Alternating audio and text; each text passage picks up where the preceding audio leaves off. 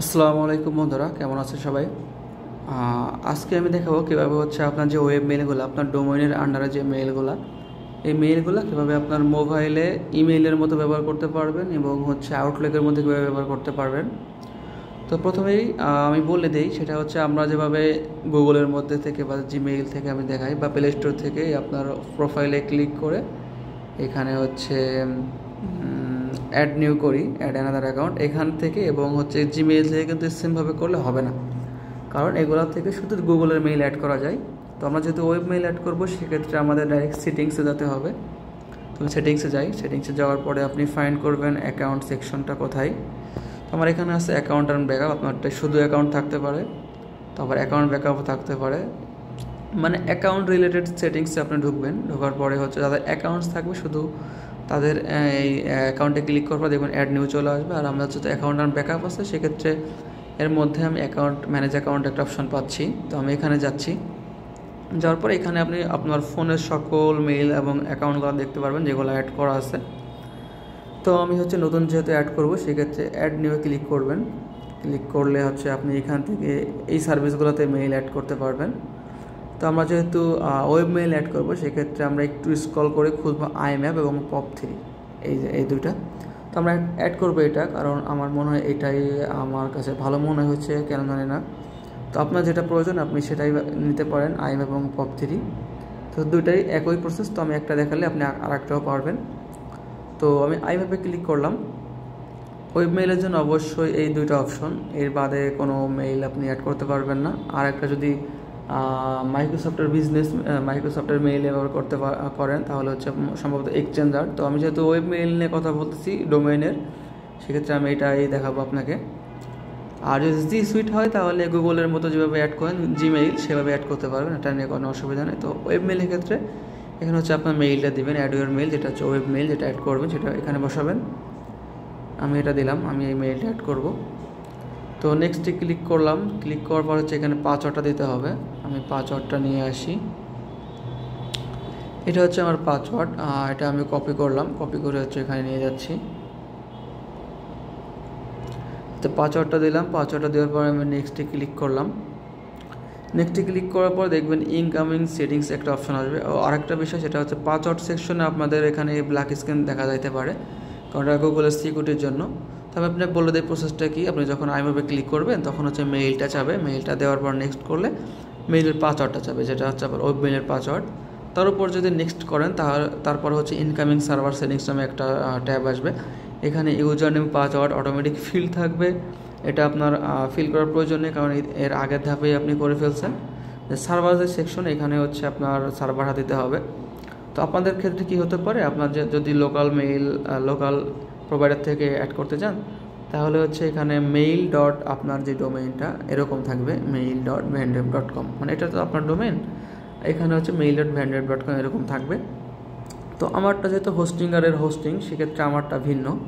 আমার হোস্টিংয়ারের জন্য হচ্ছে যেহেতু আমরা আইম্যাপ ব্যবহার করতেছি, সেই হোস্টিংয়ারের সার্ভার হচ্ছে imap.hostinger.com, ঠিক আছে এটা। তো যে মেইল আপনাকে ক্রিয়েট করে দিবে, ঠিক আছে, সেই আপনাকে সার্ভারগুলো দিয়ে দিবে। অথবা আপনি যদি নিজে মেইল ক্রিয়েট করেন, তাহলে হচ্ছে আপনি যে ওয়েব মেইল থেকে যখন মেইল ক্রিয়েট করবেন, তখন মেইল বক্স বা সি মেইল বা গো টু মেইল বক্স এরকম একটা অপশন থাকবে। এখানে ক্লিক করলে আপনার মেইল বক্সে চলে যাবে, হচ্ছে ওয়েব মেইল, আপনি ওয়েব থেকে ব্যবহার করতে পারেন। তো ওই মেইল বক্সে দেখবেন প্রথমে একটা মেইল থাকে, মানে শুরুতে একটা মেইলই থাকে। ওর মধ্যে ক্লিক করলে দেখবেন কানেক্টেড ডিভাইস একটা লেখা আছে বা একটা সেকশন আছে, ওর নিচেই এই মেইল সার্ভারগুলো থাকে, ঠিক আছে।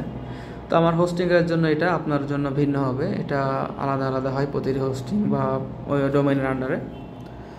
তো এটা হচ্ছে আমার হোস্টিংয়ারেরটা, এটা হচ্ছে SMTP সার্ভার, এটা হচ্ছে আইম্যাপ সার্ভার। আপনার POP3 কী হবে, POP3টা হবে হচ্ছে সেম, শুধু এখানে হোস্টিংয়ার হলে pop.hostinger.com হবে।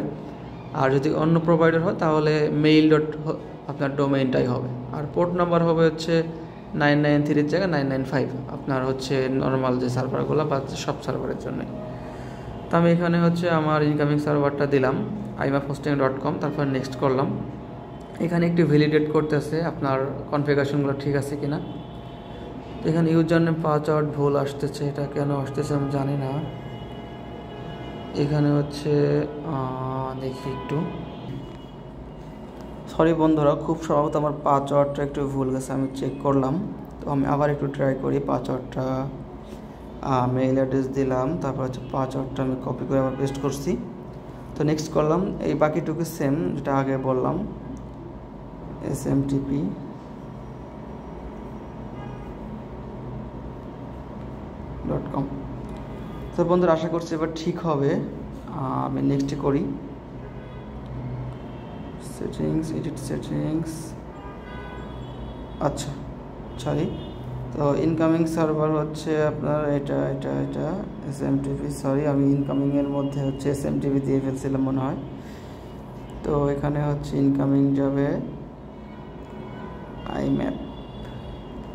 যদি এরকম ভুল আসে তাহলে এডিট সেটিংয়ে চলে আসবেন, তাহলে আপনার এটা আর আসবে না। তো পোর্ট হচ্ছে IMAP-এর 993, SSL আর TSL, ঠিক আছে।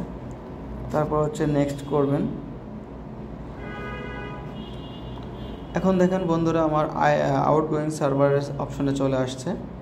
তো এটা হচ্ছে কি, আউটগোয়িং হচ্ছে আমাদের তো ইউজার নেম পাসওয়ার্ডটা দেওয়াই আছে এবং SMTP সার্ভার চাচ্ছে। SMTP সার্ভার হচ্ছে হোস্টিংয়ের জন্য smtp.hostinger.com, ঠিক আছে। আপনারটা থাকবে হচ্ছে সেম। আপনার যদি লোকাল মেইল বলতে লোকাল প্রোভাইডার হয় তাহলে SMTP আর ইনকামিং বা আউটগোয়িং দুটাই সেম থাকবে, বুঝছেন, ঠিক আছে। তো SMTP সার্ভার আমার হোস্টিংয়ের জন্য এটা, আপনারটা থাকবে mail.আপনারdomain.com। তো নেক্সট করি। নেক্সট করার পর একটু লোড হবে এখানে।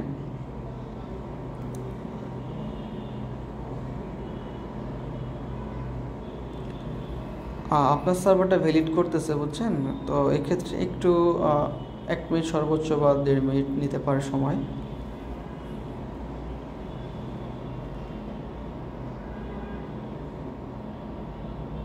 হ্যাঁ, হয়ে গেছে।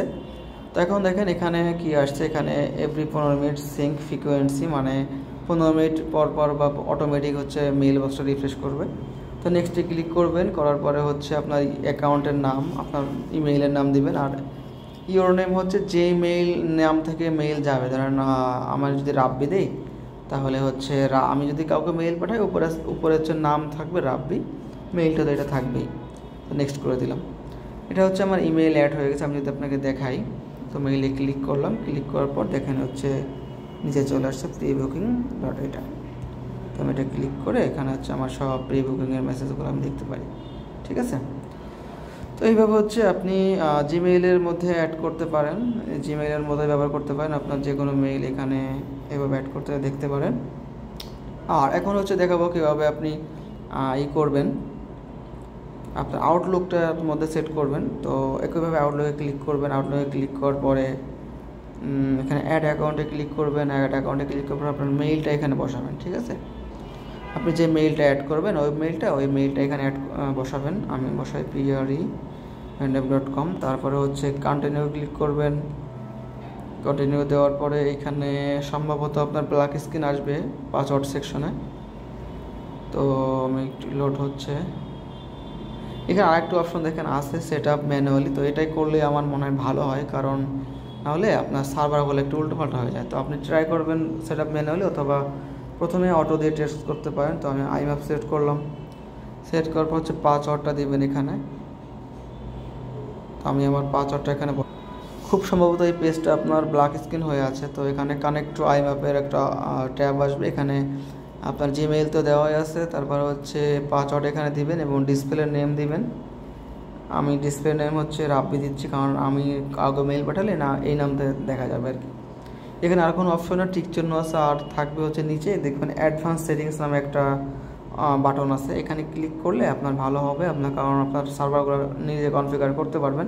তো অ্যাডভান্স সেটিংসে ক্লিক করবেন। ক্লিক করার পরে হচ্ছে আপনি এখানে ডিসপ্লে আবার দেবেন রাব্বি বা আপনার নাম, আমি দিয়ে দিলাম। তারপরে হচ্ছে IMAP ইনকামিং সার্ভার একটা অপশন আছে, এখানে হচ্ছে বসাবেন হচ্ছে আপনাদের হোস্টিঙ্গার হয় তাহলে imap.hostinger.com, আর যদি আপনার অন্য প্রোভাইডার হয় তাহলে আপনার যে প্রোভাইডাররা আপনাকে যে মেইল সার্ভারটা দেবে ইনকামিং সেটা বসাবেন এখানে। সচরাচর আপনার থাকে হচ্ছে mail.apnar-domain.com।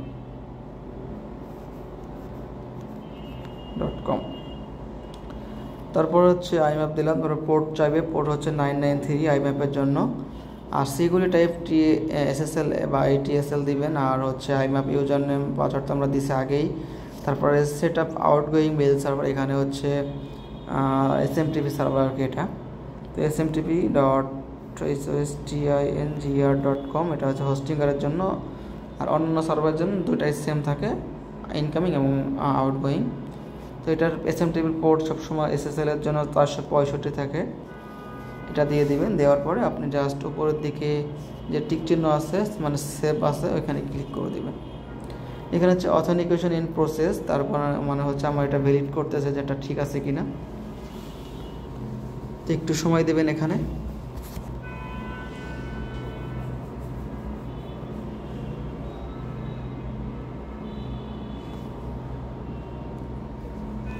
এটা হচ্ছে ভ্যালিড করতেছে ওরা যে আমাদের মেইল পাসওয়ার্ড বা সার্ভারগুলো ঠিক আছে কিনা বা ভ্যালিড আছে কিনা। তো এখানেও আপনার জিমেইলের মতোই 1 মিনিট 1.5 মিনিট সময় লাগতে পারে। আনাবেল টু লগ ইন আসছে, আমি দেখি এটা কী কারণে আসছে। ট্রাই এখানে ক্লিক করলাম, এখানে দেখি রিবুকিং আইম্যাপ 99 সরি এখানে হচ্ছে 995 দিয়ে ফেলছি আমি। এটা হচ্ছে আইম্যাপের জন্য 993 হবে। তো কাইন্ডলি আমি আন্তরিকভাবে দুঃখিত, আপনারা একটু চেক করে নেবেন। আবার সেটিংস সেভে ক্লিক করলাম টিক চিহ্ন দিয়ে।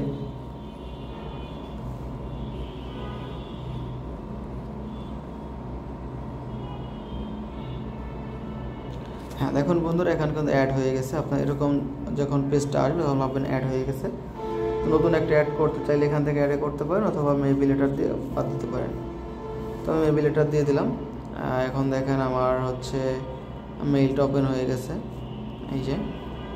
ঠিক আছে, এভাবে হচ্ছে আপনি আউটলুকে এবং আপনার জিমেইলের মধ্যে অ্যাড করতে পারেন মোবাইল ডিভাইসে। ধন্যবাদ বন্ধুরা, ভালো থাকবেন, সুস্থ থাকবেন। আল্লাহ হাফিজ, আসসালামু আলাইকুম।